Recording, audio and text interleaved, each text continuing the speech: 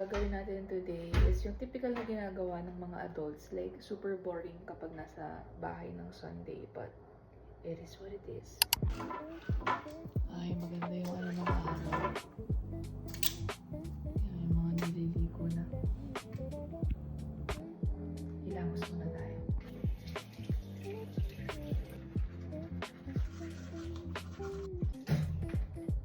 Our face. Papaya soup. Kumain tayo kasi tulog siya. Agad. This is my favorite. Kasi super lightweight. Sa morning, or basta naligo ako, ito lang yung mabilisang skincare ko. Basta kailangan naka-sunscreen ako and may serum. Para malak yung serum. Kasi pag hindi mo siya nalagyan ng sunscreen or moisturizer, mag-evaporate yung ano ng serum. For my lips, Vaseline. Very traditional. Di ako gumagamit ng lip balm. Konti lang. So we're done with our very quick and easy skincare routine in the morning. Ninyo kahapon, kakashoot dun. After kasi mag-grocery, parang depende sa worth ng gin-grocery mo, pwede ka mag-shoot. So nakadalawang ganito kami, tapos may shampoo and wipes. So ito, tapos ito pa. I-imbak ng Scotch Brite, pero guys, napanalo niya lahat yan. Anyway, super affordable nito sa IKEA guys. Yung lint roller, 39 pesos. As in. Pakabet nyo, punta ka IKEA. So yung gagawin natin, iinitin natin yung chicken. So I think I have to fry it, like using butter. Pinainit na siya. Sunog. Pinainit ko lang. Hindi mantika, yung pinag-anuhan nung nakaraan. Doon ko lang din siya iinit. So ayan, pinag-melt lang natin yung butter. Dapat sa microwave. Kaso, nagmamalpong kasi yung microwave natin. I don't know. Pero, dito na lang. Yan na lang natin siya yun. And then, we're gonna prepare the garlic. Have the garlic, then buhos lang natin siyang ganyan. Kasi wala tayong ano tanglad. At munti ko nang makalimutan. Hindi ko pala ako umiinom ng tubig. My gosh. Kung naghahanap kayo ng ganitong lalagyanan, guys, ang cute, di ba? Glass. Gusto nyo na rin palitan lahat ng lalagyan ng tubig nyo. Sa IKEA lang din to. Parang nasa 100 plus. I don't know, parang ganun lang siya. Ito na mistaken ha. Pero yun, glass siya. Cute, ang cute niya sa ref, in fairness. Palitan niya na yung mga plastic na containers no, kasi walang maganda sa plastic. Like sa buhay, sa health, wala talagang maganda sa plastic. So, dudulay routine ko. Tubig muna. Hindi ako pwedeng magkape nang wala akong ini-intake na protein sa katawan. So, yun yung dapat. So, water yung muna. Tapos, ang kain nito, mga after 30 minutes pa. Sakto siya habang pine-prepare mo yung food. Very random yung vlog, guys, ha. I don't know kung matutunan kayo.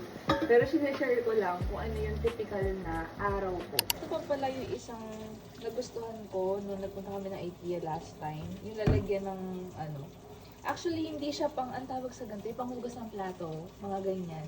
Kasi gusto ko sa kanya, kahit mabasa, kanya naghugas ka, may ganito siya. So, kusa na siyang tumutulo sa Like, hindi to yung typical na kinakabit dito, yung mga, ayoko nung ganun. Kasi, minsan, ang hirap niyang i-brush. Ito, after nito, pwedeng, para siyang, alam mo yun, mga kukugasan mo lang. So, walang kaarte-arte. Very straightforward. Parang, 49 pesos lang ata yung bili ko dito. Parang mga ganyan. Sino yung namili ng scent? Ang bango-bango niya, guys, as in. So, ito, parang magkano ba to? Parang, wala, siguro maano lang to. Parang 49, ganun. So, lalagyan siya. Magkahiwalay mo sa bibilin. This one naman is 150. Ang bango niya, ang bango ng scent nito. Daming super affordable sa IKEA. Maghahanap lang talaga kayo. Even yung rack, ayun na, medyo tinamad kaming hanapin. Puta, di na yung mahanap yung aisle. May mga naka-display, diba? So, hahanapin mo yung rack area nila, kung saan mo siya kukuhanin. Yung bago, yung naka-box, ganyan. So, naghahanap kami ng rack, pang PlayStation niya, tapos dito sa banyo. Dahil super affordable, parang nasa 150 pesos lang siya. Hindi paborito yung ano, tapos yung mga stuff, hindi ka na, talagang ano kasi doon guys, hindi ka na masyadong i-assist. Kumbaga, bahala ka sa buhay mo. Tapos na yung chicken, it's time for the eggs.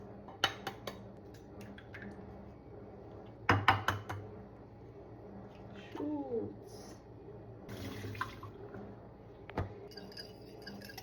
First, I want mine, kung merong chilies. Importante yun para may kick. And then, paminta.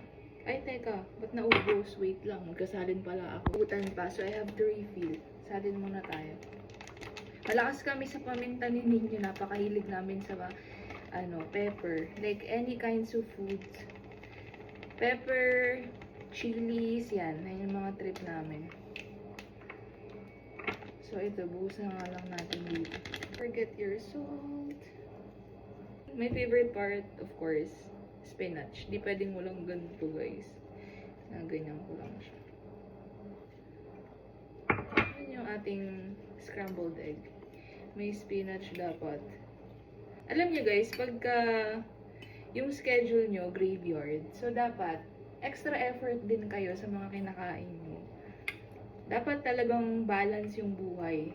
Kasi, hindi mo ipili yung bibigay sa yung trabaho ni God. Like, kahit minsan dream job mo yan, rotation pa din yung, alam mo yun, yung pasok mo. Pero, it's your responsibility para tapalan lahat nung kailangan tapalan dyan sa body mo as much as possible. Kasi, nowadays, hindi mo alam kung sino yung dadapuan ng sakit. Like, ako super na-inspire ako dun sa kwento ni Doc Lisa and Dr.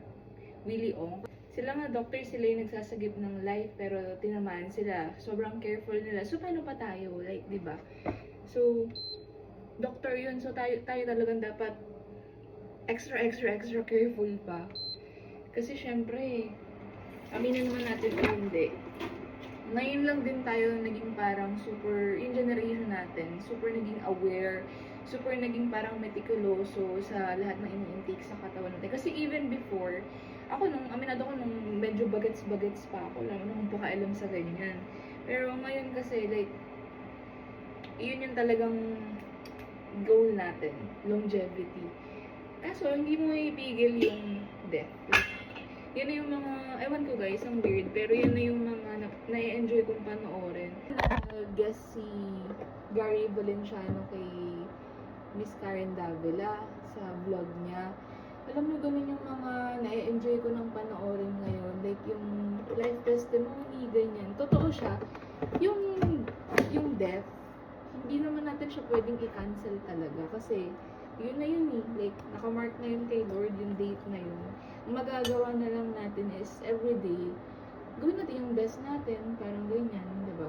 Make a difference. Like, hindi mo pwedeng sabihin na paano ka mag-make ng difference. Like, kahit kasi maliit na bagay, simple kindness nga, diba?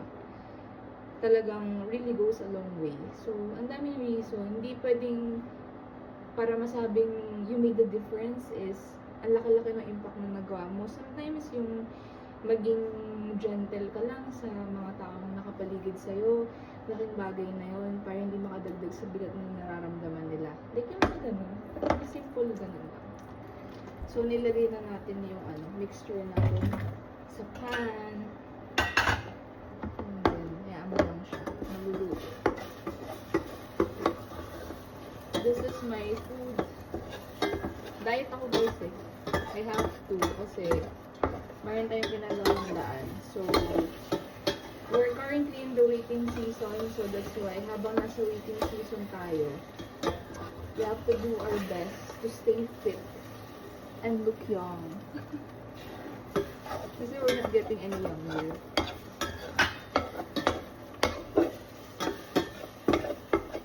So, luto na. This is my scrambled egg with spinach. And lalagyan natin siya ng sausawan. I like it with mayonnaise. Sobrang daling i-manage ng mga gantong lalagyan. Lalo na kapag kunyari, sawain kayo. Even sa condensed milk. So, I'm excited. Kasi guys, dami kong nabiling outside. So, nagpa-plan akong magbenta here sa mga neighbors namin. Tingnan natin kung magugustuhan nila yung timpla ko ng kape. And then, some sriracha. Yan siya. favorite namin ni Oning. Ganun natin siya ng onti. Kami kumain and ang ganda ng araw guys. Tignan niyo yung grass. Kala mo tuloy fake siya. Sobrang green. Ay grabe yung tirik ng araw. Naman kami nagsasampay. Ayan. Kaya very grateful kami. Napakalaki ng balcony namin guys. Diba? Ayan. Kung ganun yung balcony, sakto lang to yung sampayan. So at least, diba?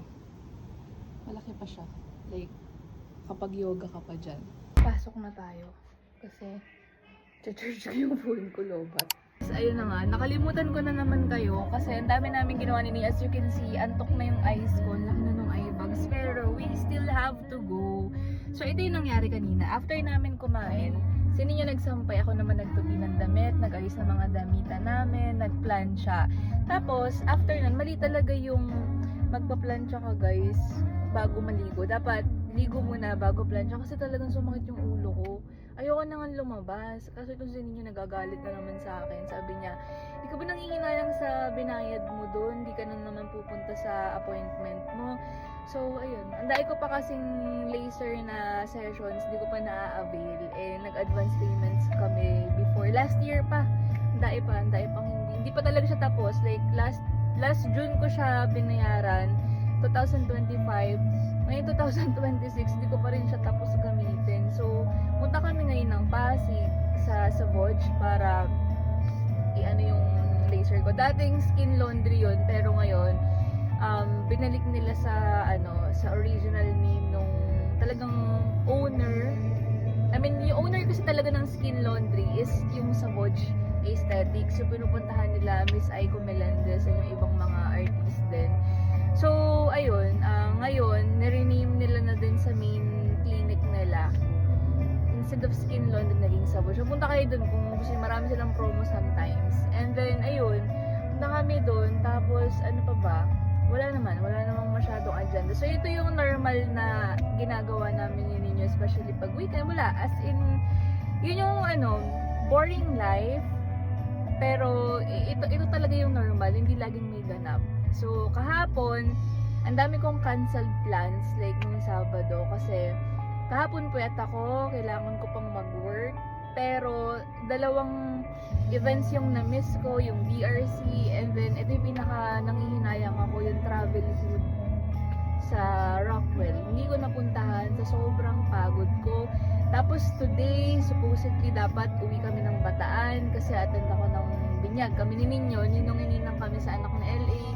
Hindi rin kami nakapunta. So, ang uwi talaga na namin ito September na, ang dami kasing, alam mo yung nakakapagod guys, like, yung tipong Monday to Friday, Saturday, may konting work pa. So, ito na lang yung pahinga. So, minsan, ang lungkot, like, sometimes sabi ko nga nakakamiss din sa province, like, yung kalmado, pahinga, pero dito talagang pukpuka talaga eh. Alam mo yung ganung feeling. So, yun. Very thankful lang ako kasi pagdating sa bahay, talagang naka-divide yung task namin ni Ninyo. Hindi porque I'm working from home, ako na lahat, hindi ganun. At hindi rin pwedeng si Ninyo yung nasa labas, walang siyang gagawin sa bahay. So, divided yung task namin. And for me, sobrang laking tulong nun kasi alam namin yung mga kailangan naming gampanan sa bahay. So, hindi masyadong nakaka-burn out. Pero nung Friday, hanggang kahapon, sobrang stress ako, like, literal. Alam mo yun, ayoko na lang i-share, pero sobrang tindi ng stress ko. Up to the point na nasa grocery kami ni Ninyo kahapon. Nagagalit na siya sa akin, sabi niya, nasa labas na tayo, katama na yung kuda. Pero ganun lang talaga ako pag stress, like, ang dami kong rants, maano kasi ako overthinker ako. Hindi pa nangyayari, pero yung isip ko andun na sa solution, parang ganun. So, ayun. Sabi nga niya sa akin, pero totoo to legit.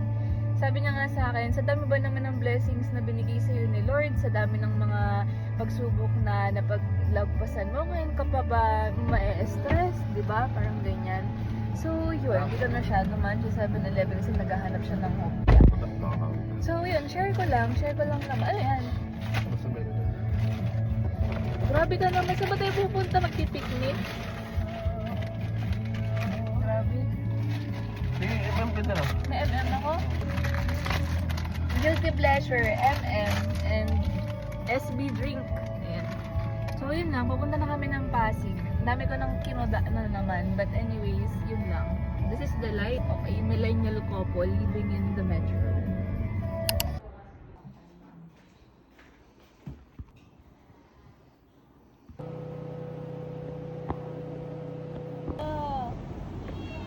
Hello. Hi. I'm done. So, parang fresh na naman natin si Nino. Dito din yung sa yung diving school. So, dyan tayo mag-aaral magpalutang kasi kailangan nga natin. And then, sarap sa feeling, bagong tao na ulit. Tapos na ang session natin for today. Uwi na tayo. Ito kami ngayon sa Pizza Hut para mamili ng pizza. Sakit ang ulo.